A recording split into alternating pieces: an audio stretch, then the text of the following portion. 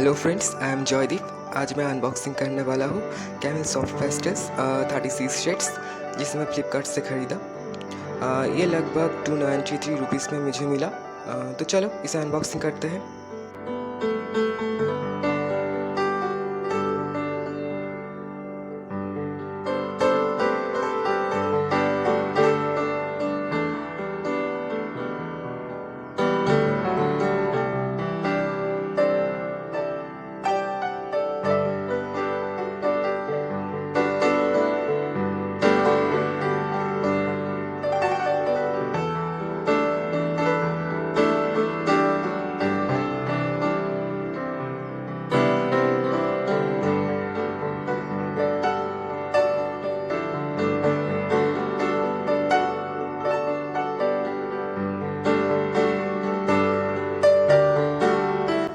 Finally हाथ में आ गया।